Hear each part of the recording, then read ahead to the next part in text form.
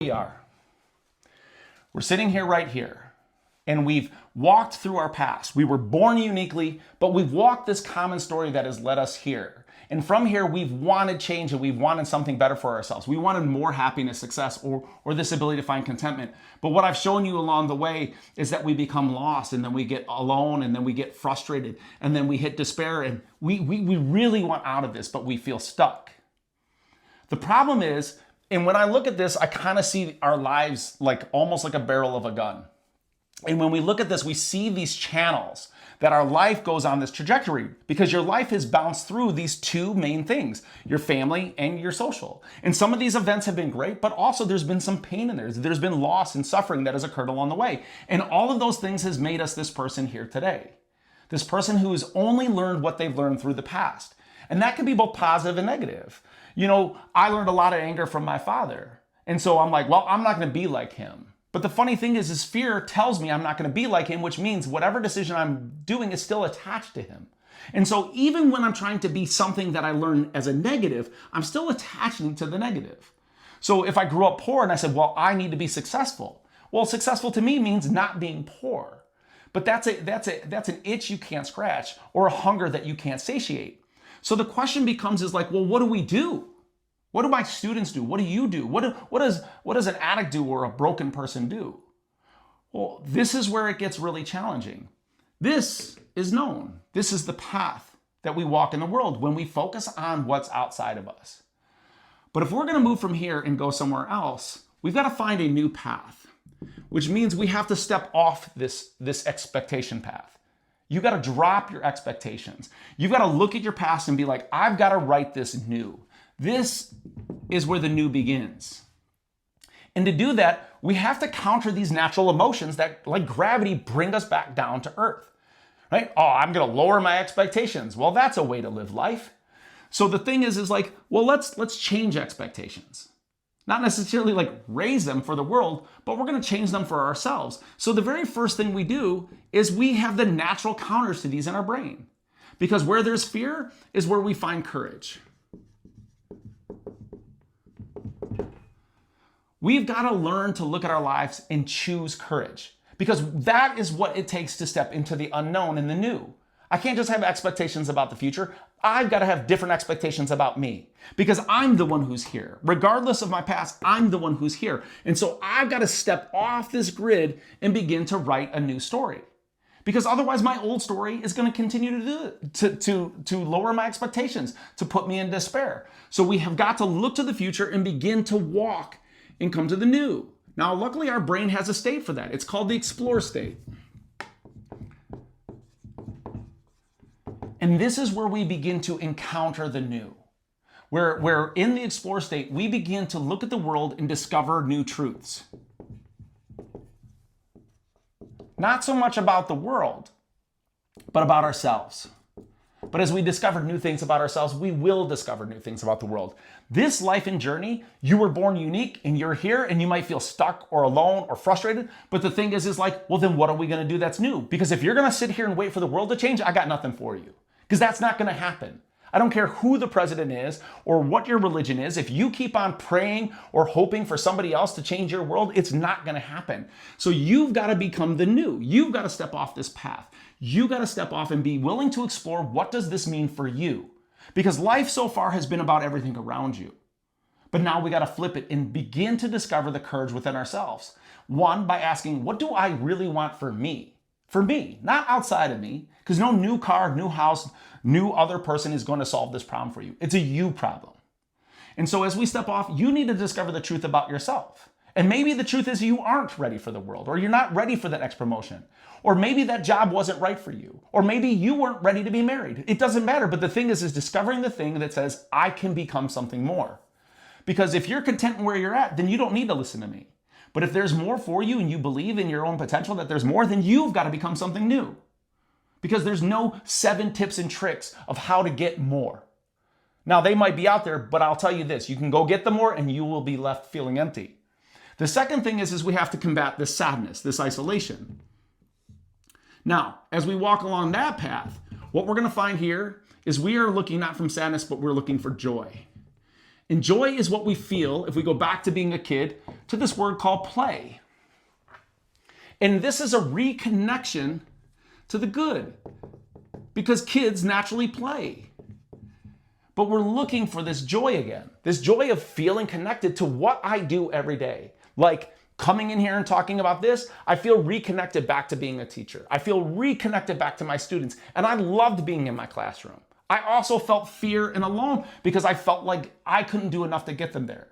But I wasn't willing to let go of the parts that brought me joy, which was to challenge, inspire, and call them to the best versions of themselves, because the world isn't waiting to celebrate them. But they better find a path where they have the courage that, despite nobody celebrating you, that you're still willing to walk. Because that's how life is done. And over here in this joy, it's learning to play again. And play is an ability for you to learn how to connect with others, but also reconnect with yourself. This is what I really like to do. What do you want to be when you grow up? I gave my kids one condition when they went to university.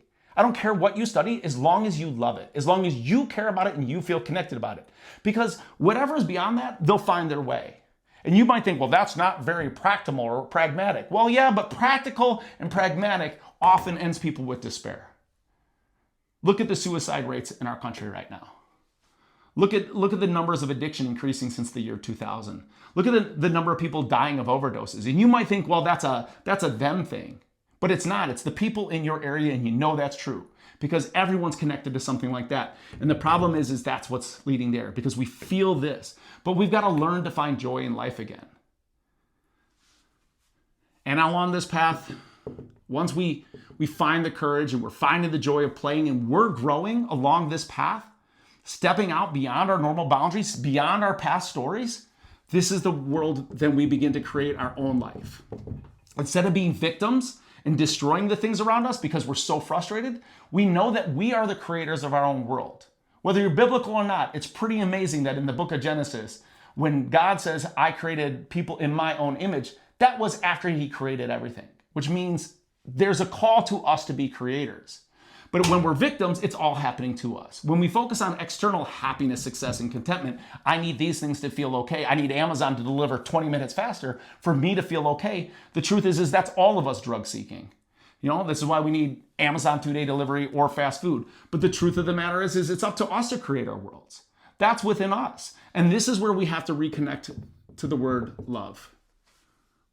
Loving myself and my own self-worth, but also my ability to love the world that I have for its strengths, for its weaknesses, for the good and for the challenges. That each of these things are an opportunity for me to grow. And then this is where I'll reconnect and experience beauty again. And that might seem like a very, very spiritual idea, but remember, we're trying to counter this idea of living in apathy, living without spirit and without hope.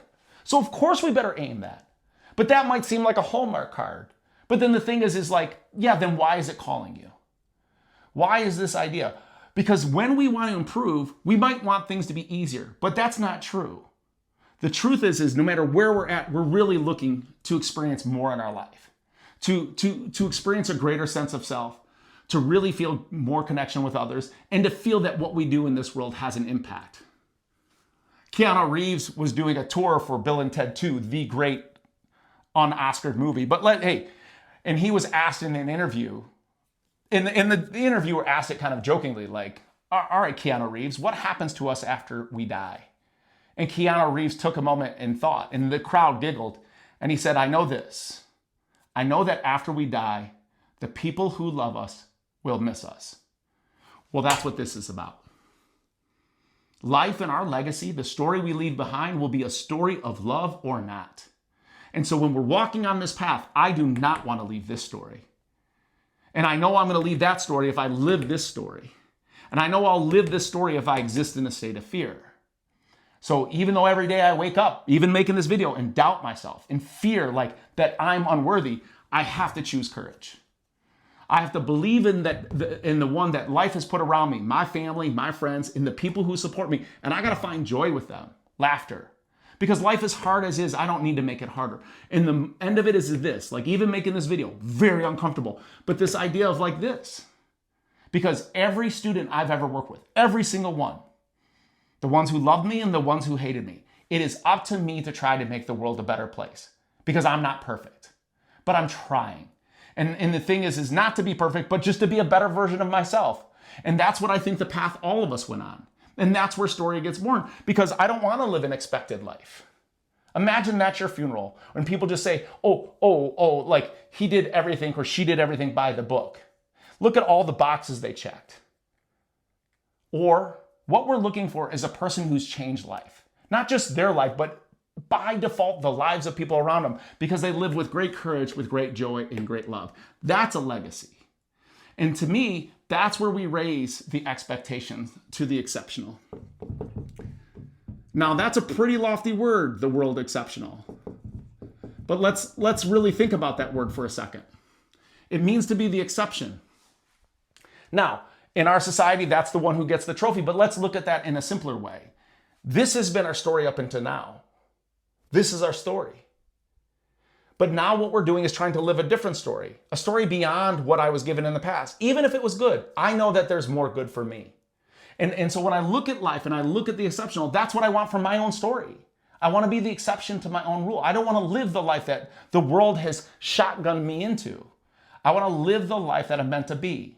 No matter what society says about me, I don't want to be the victim in my story.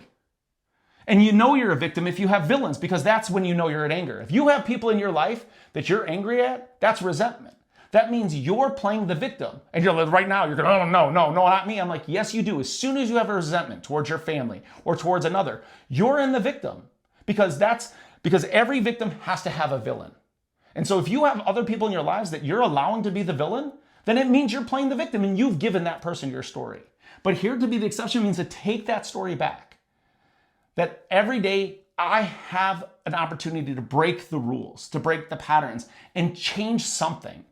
And that's what we do. But to do this, the first thing is you got to believe that your life has a purpose. Now, I love this word. But let me prove this word to you with where we began. I believe that you have a purpose. Why? Because of this way over here. Because why would the universe create you? You, uniquely you, just you being born at this space and this time and these genetics. I don't know what your circumstances are, and I don't know what any of this is, but I know you're here, and I know that has to have a purpose. Because if it doesn't, then you don't have any spirit. Oh, we're just here, we're material items. Well, that's a choice. You can choose to believe that you're just an accumulation of organic molecules, or you can believe like this can't be an accident. Because there is no other you. So the you that is you has to believe that there's an intention for a purpose. And you think, well, what is that? Well, if you think that that's just being happy, then you haven't looked at the world. If you think that's being successful, then you look at anyone else who is. Why is Bill Gates giving all his money away? Oh, because he has it. No, because he woke up one day and said, what is the point? And what is the point is what is the purpose? We're here to better ourselves so that we can better others. If I can grow, then I can connect with others and they can help me grow, and then I can impact others and help them grow. That's purpose. But you got to find that for yourself, your role in what you're doing. The second thing you're here for is to find the meaning of your story. And your meaning of the story is not going to occur in the world. It's going to occur within you and the people that you impact. But you've got to find that. And that path comes through growth, through remembering what is good, because what is meaningful is what is truly good. Look at any meaningful moment in your past. If you really look at the meaningful moments, it won't be about the trophy, the raise, the promotion. It's going to be about meeting that person, facing a challenge, overcoming something that you didn't. It will be something that maybe nobody else will value, but you will. And that takes us to our third one. You have to believe that you have a sense of value. Not only are you here for a purpose, not only are you here to find the meaning of your story, but you're here because your life should have value. But if you don't believe that, no one else can. We're all struggling through life. And if you think that going out there, that someone else is going to value your life and make you feel meaning and purpose, that is not going to happen. Ask anyone who's been married for a decade. Marriage is meaningful, but you've got to see your value. Because if you're married or you're in any type of committed relationship, job or otherwise, friendship, and you don't value yourself, that person, no matter how much they love you, can't value enough. I've seen that in addiction with families, with spouses and parents who are loving their kids, and that kid is still in destruction. Because if you can't value you, nobody else can. And that is why you're fucked. Because this is not a journey of you in the world. It's a journey of you versus you. Now, I need you to sit with this for a second. This is where we're going. Because what we're doing here in Story is trying to help people find this new path.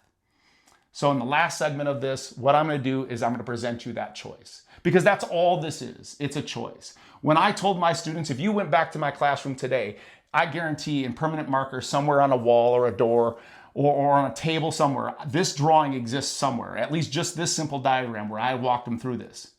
But I ended the same lesson, the same way every single time. This right here, this you right here, you just got to make a choice. And that's what we're doing here. Story exists to present people a choice because you can live as the victim in despair or you can become the hero of your own story. Take that shit back and then make your life what you want to be. No matter what the obstacle is, no what the challenge is, where do you want to go? Well, that's up to you. So let's make that choice.